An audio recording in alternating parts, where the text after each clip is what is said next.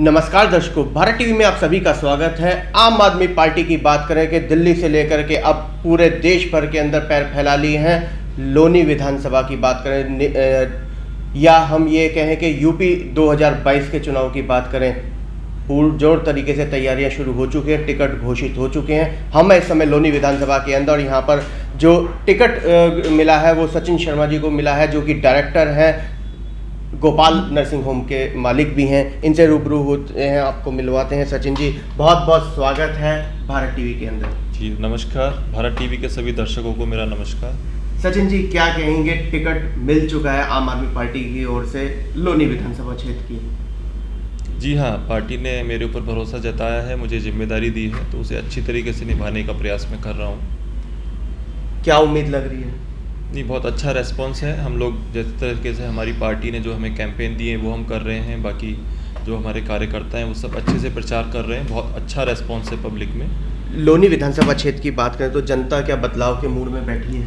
बिल्कुल, जनता पूरी तरह से बदलाव के मूड में है, क्योंकि दिल्ली से सबसे नज़दीकी मुझे लगता है ये विधानसभा है, सबसे नज़दीकी विधानसभा है। और लोनी के अधिकतर लोग दिल्ली पर निर्भर करते हैं, चाहे वो नौकरी के लिए करते हों, चाहे अपने बच्चों की शिक्षा के लिए करते हों, चाहे वो अस्पतालों के लिए करते हों। तो उन सबको ये मालूम है कि दिल्ली ने आपको काफ़ी कुछ दिया है, और पिछले 5 सालों से जब से अरविंद केजरीवाल जी मुख्यमंत्री हैं तब से उन सब ज़रूरतों का जो वो दिल्ली में लेते थे उन सब में बहुत अच्छी बेहतर तरीके से सुविधाएं मिली हैं।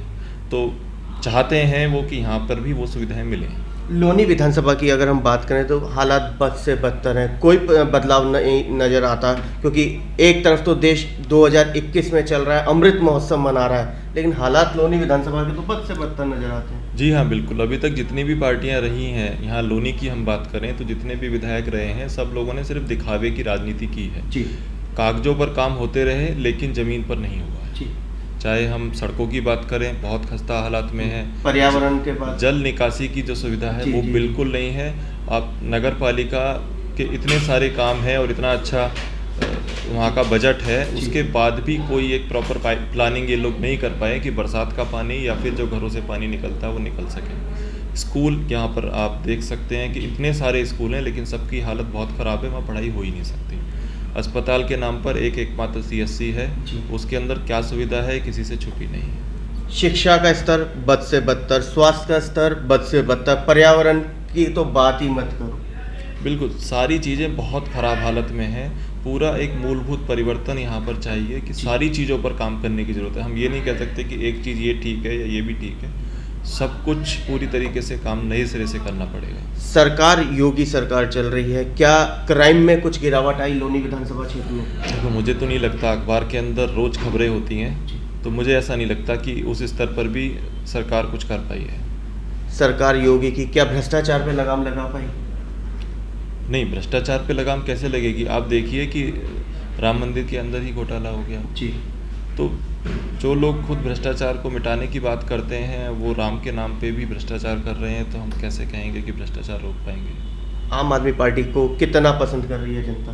देखिए, मैं लोनी के बारे में बात करूं तो बहुत अच्छा रेस्पॉन्स है और हम ये सीट जीत रहे हैं। 300 यूनिट फ्री बिल्कुल, जो हमने दिल्ली के अंदर किया है। ऐसा नहीं है कि हम कोई जुमलेबाजी कर रहे हैं दूसरी पार्टियों की तरह। हम जो कह रहे हैं वो हम दिल्ली में कर चुके हैं। दिल्ली में 200 है, यहाँ पे 300 इसलिए किया कि दिल्ली की कोई प्रोडक्शन कैपेबिलिटी नहीं है। हम यूपी के अंदर बिजली बनाते हैं, बिजली बना सकते हैं, इसलिए हम यहाँ पर उससे ज़्यादा दे सकते हैं। सचिन जी, आपने विकास कार्यों का क्या रोल मॉडल तैयार करा है अपनी विधानसभा के लिए? देखिए, सबसे पहला मुद्दा यहाँ पे जल निकासी का होगा कि उसके लिए प्रॉपर प्लानिंग, कई सारी जगह पर पंप सेट लगाने हैं जो पानी की निकासी अच्छे से हो सके। जो नाले हैं यहाँ पर वो सही तरीके से नहीं बने हुए हैं, उनको और बेहतर तरीके से बनाना है कि उसका डायरेक्शन किस तरह होना चाहिए, डेप्थ कितनी होनी चाहिए, वो सारी चीज़ें हैं, वो होनी है। दूसरा, उसके बाद स्कूल है, एक अस्पताल है, वो बेहतर तरीके से बनाना है कि हम GDP के लेवल का यहाँ पे एक अस्पताल दे सकें। सचिन जी, आपको नहीं लगता कि भाजपा के 2 दिग्गज नेताओं की लड़ाई के चक्कर में विकास पीछे रह गया? देखिए, मुझे नहीं लगता, मुझे तो लगता है ये लड़ाई भी दिखावा है। लड़ाई भी दिखावा है? मेरा अपना पर्सनल यही सोचना है कि इस सब के बीच में विकास कार्यों को इन्होंने जानबूझ के नहीं किया। सचिन जी, क्या माना जाए, अगर आप आएंगे तो निश्चित रूप से बदलाव होगा इस लोनी बिल्कुल, विधानसभा? हम दिल्ली मॉडल को यहाँ पर रख रहे हैं कि हमने दिल्ली में करके दिखाया है।